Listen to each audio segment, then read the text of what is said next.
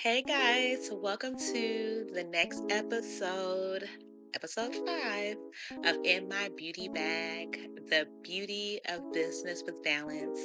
I'm your host, Yamina, entrepreneur, mom, and lover of all things beautiful and taking care of yourself.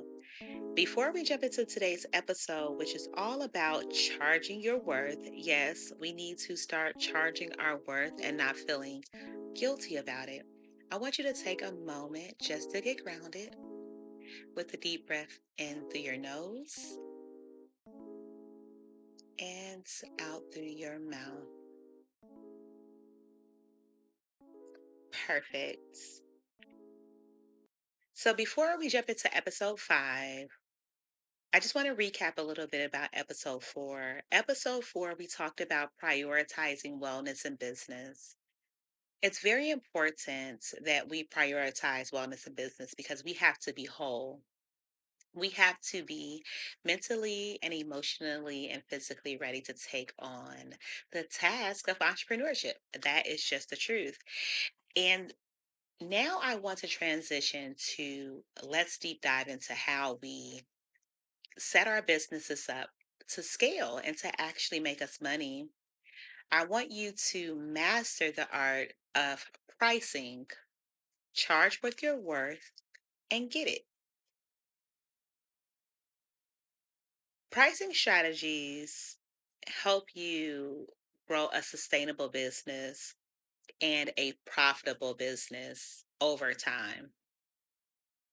Pricing is more than just numbers, it's about the value of your product or service, it's your brand's positioning in the markets, and it's how profitable you are. And we're not just talking about revenues, we're actually talking about the profits that your business brings back to you as founders and as teams so that you can continue to thrive. Part one, the psychology of pricing. Pricing often affects the perceived value of a product or service. I know you've seen that the higher the prices, the higher the perceived value, right? So if you think about designers, luxury designers, maybe Gucci or Louis Vuitton, and you're thinking like their prices are sometimes extraordinary for what you purchase. For instance, you may purchase a t-shirt that's designer and the t-shirt is $1,800. And then you can purchase another t-shirt at Target and that t-shirt is $20. As consumers, we perceive the value of the $1,800 shirt to be worth more than the $20 shirt. And not just because the price is higher, we equate the price to quality, right? And so, thinking about that, thinking about your own product or service, you want it to exude quality. But the one thing that I've noticed and something that I had to overcome myself is having imposter syndrome and fear of charging higher rates. So I was a part of um, I don't want to call it a workshop, but a part of an experience where there were nonprofit founders who really learned how to understand money and our connections to money.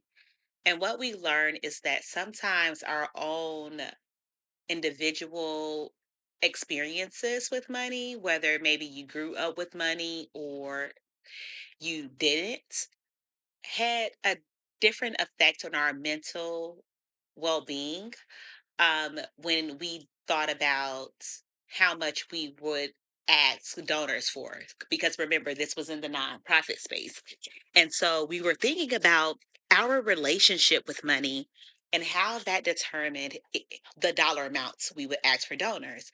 And so some of us who had a negative relationship with money, we would ask for very small amounts of money. Maybe we would ask the donor to donate $100. But the people who had a strong relationship with money, they would be okay with asking the donor to donate $100,000. I realized that I had a negative relationship with money because I grew up in what people call very humble beginnings.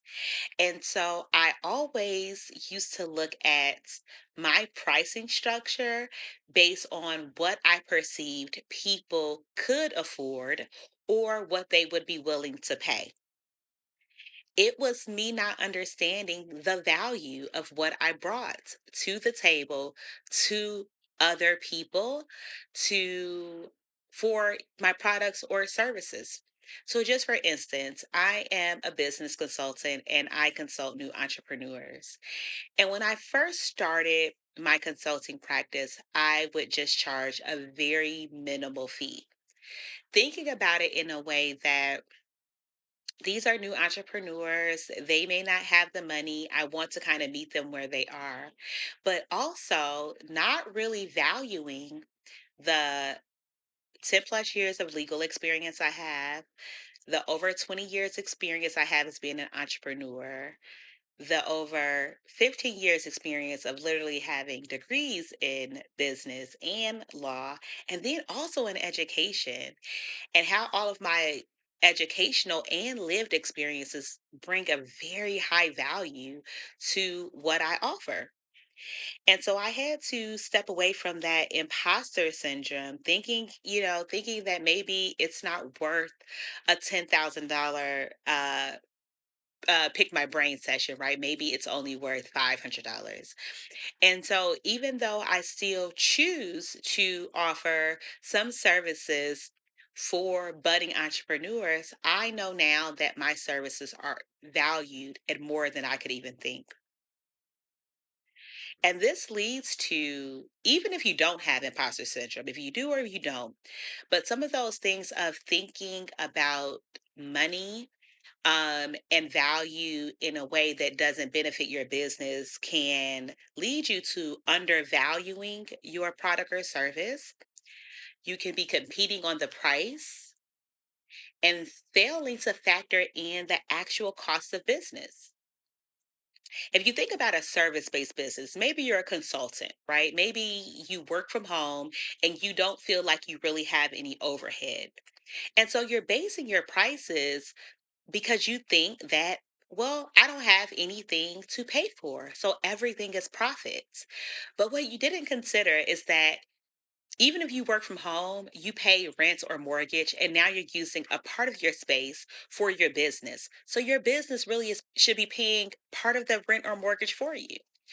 You may have to print, and so maybe you have supply costs or office costs. Most of us need internet, and so you're paying for internet and phone, of course, and so even phone service. Maybe you have a paid email account and you're hosting a website. All of these things require money, and if you're failing to factor in those business costs, then a lot of times you're not making as much money as you think, and so you're undervaluing your service. And this, of course, can also go in products. When we think about not just the product itself, the finished product, what did the manufacturing cost? What did the raw materials cost? What does shipping cost, right? Even going back to the things like office space or websites, all of those things should be factored into our costs. And so that brings me to part two, our pricing strategies that actually work.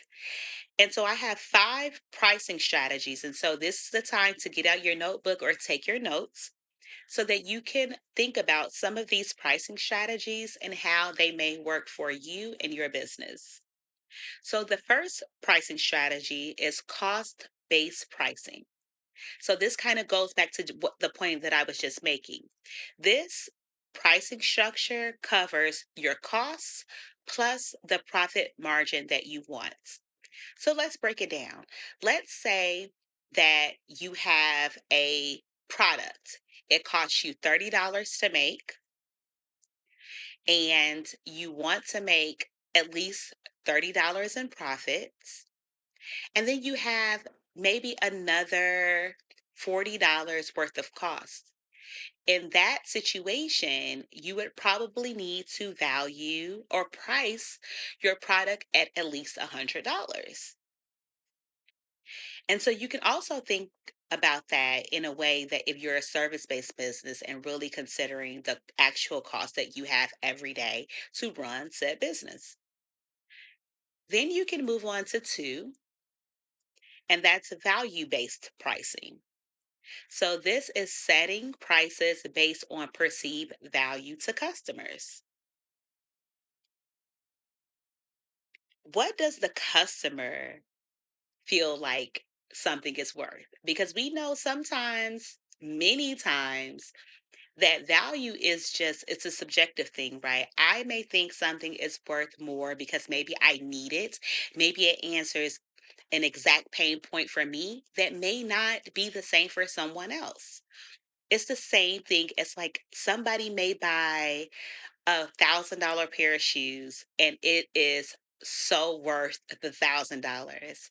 Whereas another person may buy a $50 pair of shoes and cannot imagine paying $1,000 for shoes because they just don't see the value. We all have a perceived value, and some people base their pricing structures off of the perceived value from their customers. And you can get this information from learning about your customer behaviors. A third one is tiered pricing, offering multiple pricing levels to capture different audiences.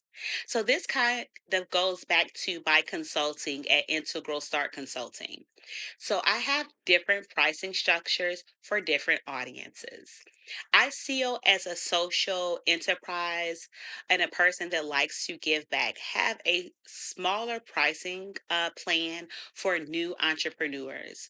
That is going to be a lower tier. They're going to get value, they're going to get expertise, but it's going to meet them where they are. And then I have pricing structures for maybe corporate clients who have bigger wallets, more money to spend, and they may get a different version of what I'm offering for their dollar, but it meets people where they are. And so I can kind of capture different audiences. You can also do that with products, of course. And then premium pricing. This is positioning your business as high value. Again, think about luxury brands or luxury cars. It's maybe just a t shirt, it's maybe just a car, but one t shirt is $1,800, the other one is 20. One car is $15,000, the other is $100,000. That is premium pricing. You're positioning your business to be high value. You want the people to look at your business and say, this is a high value business. And that is your audience, the people who are looking for high value products and services. Once you determine those pricing strategies, the fifth point is really learning how to test and adjust the pricing without losing customers. So let's talk about it. First, you want to start with market research. You want to analyze competitor pricing, customer expectations, and industry benchmarks. You can do some A B testing where you offer different pricing models to different segments and track conversions and see what really works. You can do beta or introductory pricing, where you can launch a new pricing with select customers to gauge reactions before your full rollout, where maybe then you will increase the price. We see this all the time with the different SaaS platforms where you might start off with a free trial and then it will increase once you decide that you're going to keep the service. You can bundle and upsell. Instead of raising prices directly, package services and products together to increase the perceived value. Survey your audience. I mean, simply asking customers how they perceive your pricing and if they see value in your offer can be amazing for your business and really help you nail down your pricing structure.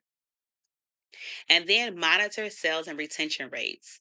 If you notice a drop in your conversions when you changed your price, assess whether the pricing adjustment is the cause. It may or may not be. But if you find that the pricing adjustment is the cause, now you know how to readjust your price. And then do gradual increases. So small incremental charges, maybe $5 and $10 at a time, can minimize resistance. So if you have a service and this year you're charging $1,000 for this service, next year you may charge, you know, 1,050, $1,100, so people don't get shocked by the drastic increase, right? This helps not only the customer, but it helps you implement confident pricing. The ways you can do that is by one, knowing your worth. So, confidence comes from understanding the value you provide. You want to outline the unique benefits of your offer so that people know what they're getting, why you are the best business to provide said product or service, and why you are worth them spending their dollars. I want you to practice price delivery. Say your prices out loud until you can deliver them without hesitation. So let's say if you were in an elevator pitch or you're just talking to somebody about your pricing, be okay with saying that out loud that yes, I charge $25,000 for this service. Be confident in it because you know that it is worth it. Use data to back up your pricing. You can do this by showing social proof, providing testimonials and case studies. These can help demonstrate actual results from real clients so people know that it's just not smoke and mirrors, right? Because we all will boast about our product or service, but if other people are boasting about it, we know that it gets other people excited. I want you to remove apologies from your pricing conversations. Don't say things like, I know it's too expensive, or I hope that's okay. I want you to state your price as a fact, period. This is the price. That's it. If they are your customer, if they see value in what you bring, they will pay for it. And if they don't, we just know that that is not the target customer. You're not either not targeting the right customer or that customer just isn't it. And that is okay. We will never capture 100% of the people, right? I want you to position your price as an investment, not an expense. So I want you to highlight the return on investment for your customers. And again, we're talking products and services. So for a service, I want you to, let's say you are a consultant. I want you to let the customer know that after working with you, they will achieve X, Y, and Z, and it's going to save them so much more money, or it's going to make them more money, or it's going to do the thing that you said it was going to do. Or if it's a product, Yanni Beauty, we have skincare, for instance. Our skincare is there to make your skin better. And so they're going to get a return on their investment by getting glowing skin. And so it can be in either a product or service. And then I want you to anchor your pricing. Show higher price options first to make your actual price feel like a value.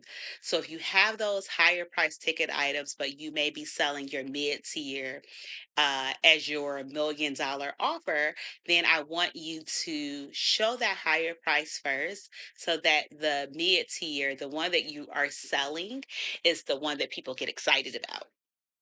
It's really a win win.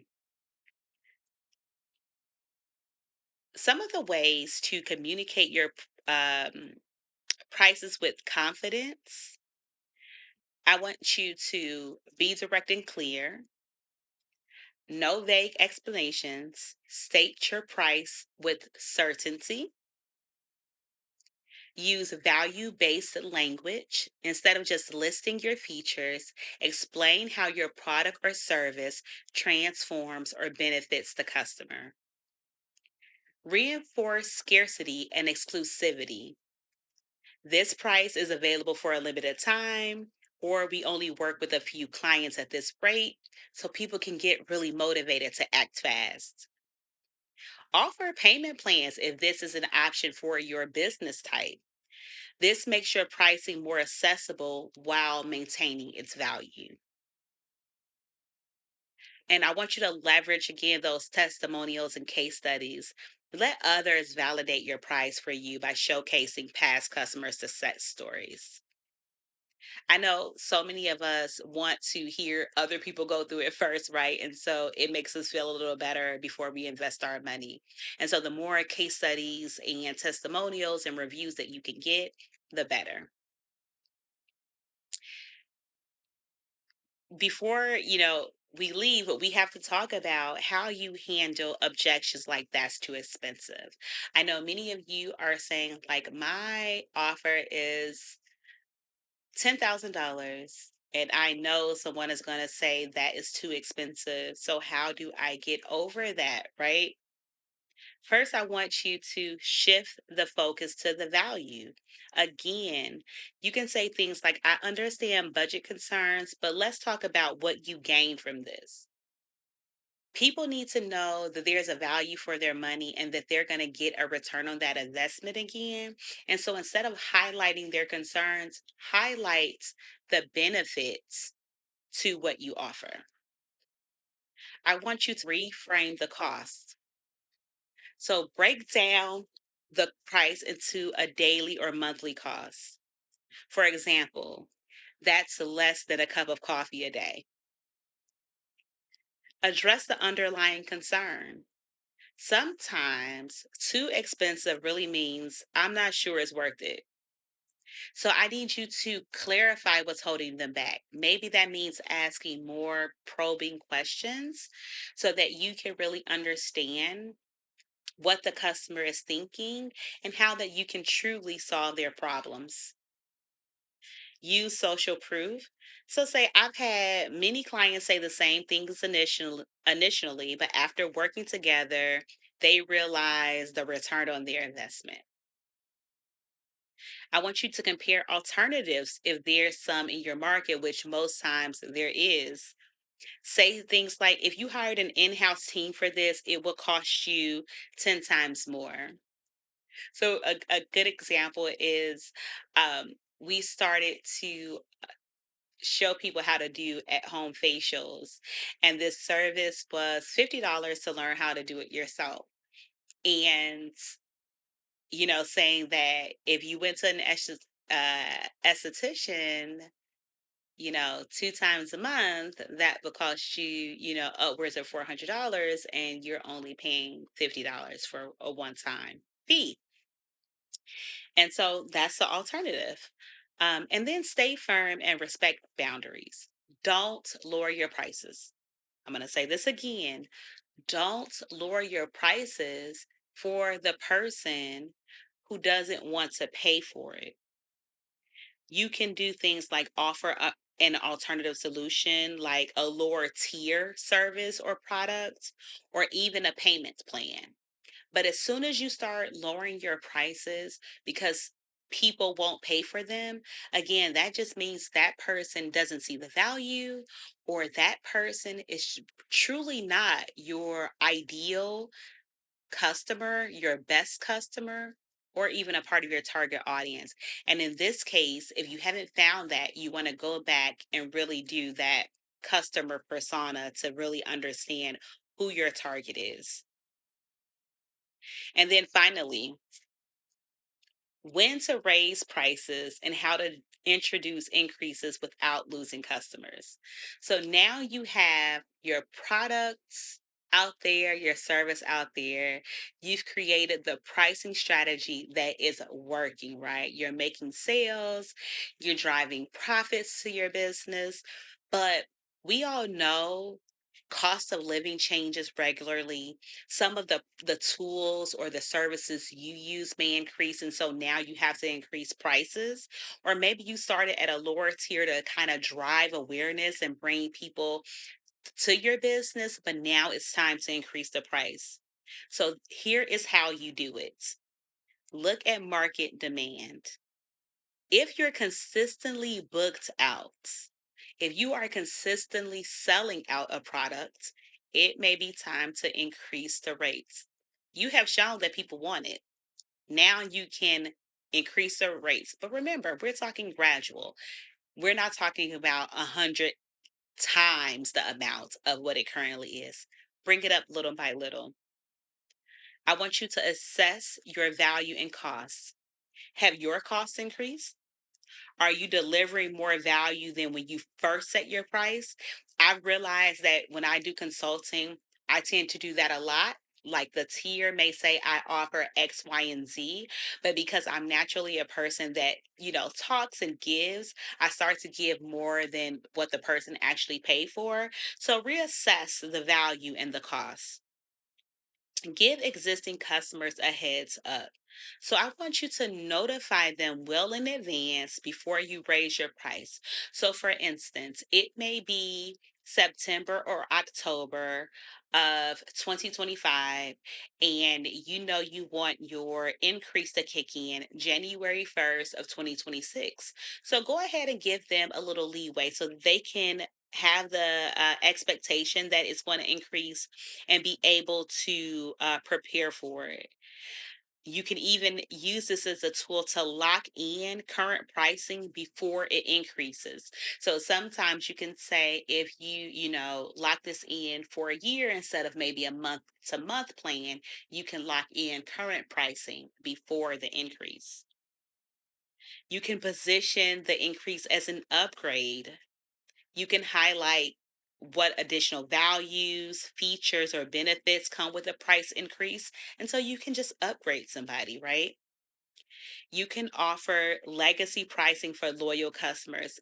I've been in positions where I've purchased software or service, and then they changed the price, but I was locked in at the legacy price because this allows long-term clients to stay at their current rate for a limited time. And so as long as I, for instance, didn't change the pricing plan, I was kind of locked into that legacy rate for maybe the next year or the next 2 years. I've even seen some people do it for the lifetime. As long as the payments never stop, they'll continue to honor the legacy price. And then finally, test small increases first. So again, rather than making a huge jump, 100%, maybe try 5%, 10%, maybe even 20% if there's additional, value add to the product or service. And then just see how the audience reacts. That way you can go back and, readjust if necessary.